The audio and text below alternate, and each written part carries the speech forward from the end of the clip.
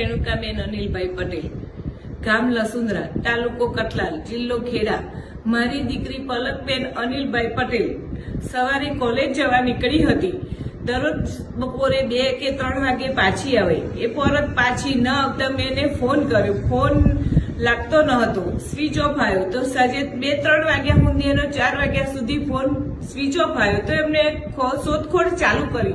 શોધખોળ ચાલુ કરતા અમને 9-10 વાગ્યા સુધી શોધખોળ ચાલુ જ રાખી। ન મળી તો અમે પોલીસ સ્ટેશન જઈ જાણ કરી કે મારી દીકરી ઘરે પરત ફરી નથી, મારી દીકરી શોધવામાં મને મદદ કરો। મદદ કરતા 2-4 દિવસે જાણવા મળી પોલીસમાં કે બેન, તમારી દીકરીએ લગ્ન કરી લીધા છે, પણ મારી મરજી મને ખબર નથી, મારી મરજી નથી। તો રબારી પિયુષભાઈ, દિલીપભાઈ એમની સાથે લગ્ન થઈ ગયા છે એવું મને જાણવા મળ્યું। તો પછી એ લગ્ન મને સ્વીકાર નથી અને રબારી સમાજના આગ્રણીય ઠાકર બાપાને મારે નમ્ર વિનંતી છે કે મારી દીકરી તમે પાછી આપો। તમારા બોલ તમે પકડી રાખો કે તમે જ એવું કહેતા હતા કે કોઈ સમાજની દીકરી લેવી નહીં ને કોઈ સમાજની દીકરી આપવી નહીં, આપણા સમાજની દીકરી આપવી નહીં ને કોઈના સમાજની દીકરી લેવી નહીં।